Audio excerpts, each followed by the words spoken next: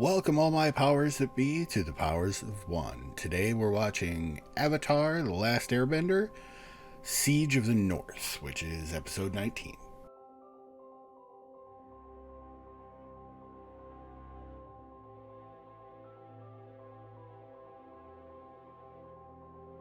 Alright folks, welcome back. I'm glad you decided to join me on this one.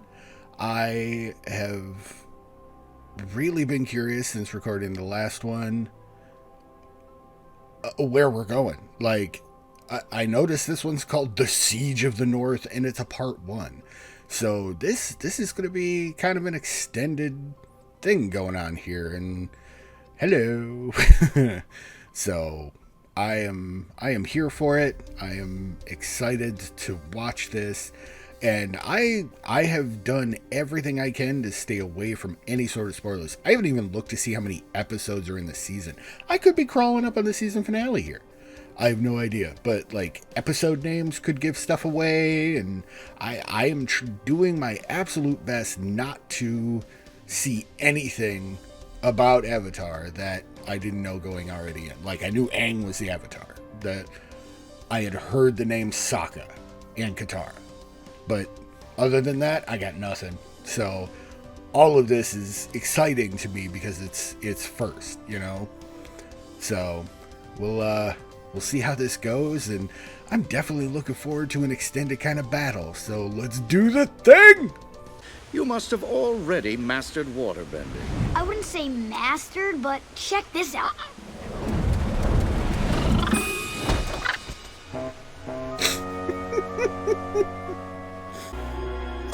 Soot. What? I've seen it before. Right before my village was attacked. It's soot mixed with snow. But why? It's the Fire Nation. They've closed in on the North Pole. That is actually a really good early warning system.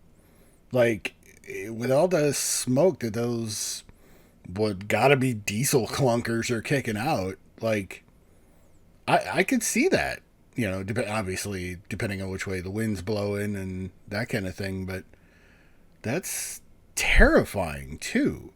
It would be such an omen of destruction. Ugh.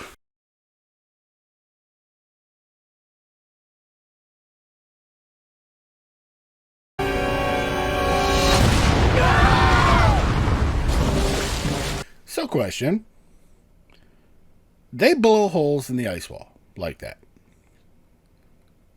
Couldn't the waterbenders just be like, blurp, blurp, and seal the hole? Couldn't this be, just a regeneration tactic on the side of the waterbenders?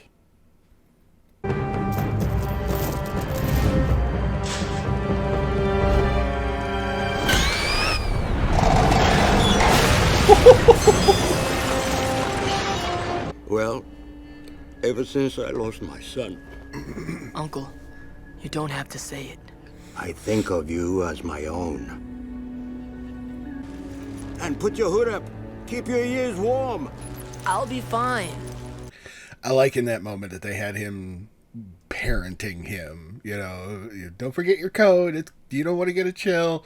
That kind of thing. It really reinforced what he just said about feeling like he's a son. And, I mean, they've pretty much shown that throughout the show. So I do like that they're finally there.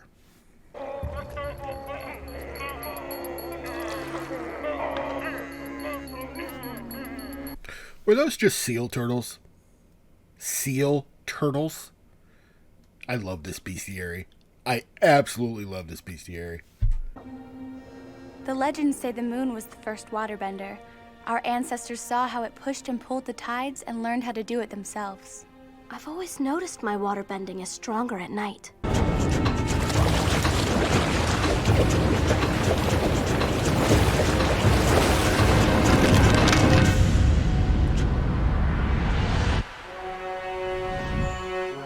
You little peasant. Katara really went just full ham on this dude, and I'm starting to understand the whole fire meteor thing that the Fire Nation had 100 years ago, because if this is how much the moon will jazz up a waterbender, then yeah, that comet must have been astounding for the entire Fire Nation. And, whoa, I can understand why they're afraid of that sucker coming round again. Because, no thank you. Okay, an interesting end to part one of the two-parter. Part of me is still wondering why the waterbenders weren't just shoring up that wall. You know, if they see the boats coming, why didn't they just do the thing? You know? I get that to ice lock that one boat, it looked like it took, you know, what, 4 waterbenders per boat, and there were like 4 boats in the water. But patching holes in the wall shouldn't take that many folk, especially when you got the ocean right out front. I'm just a very... I've had a whole lot of years of role-playing experience, so I think tactically when it comes to things like this, and I'm like, why wouldn't they do that? It's just so smart. But I get it. They pulled a lot of people back towards the fortress for that kind of defense, so yeah. Now part 2 is going to be the actual attack itself within the walls, because you see those soldiers pouring through. Aang's a little boned.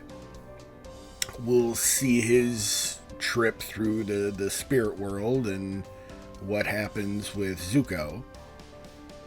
So yeah, I really want to get to that. So I will sign off this episode with just saying, folks, make sure to drink your water today. Take care of yourself.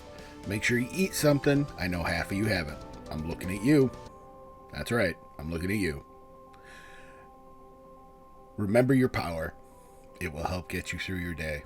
Remember those around you have power. And you could share that to make the world better.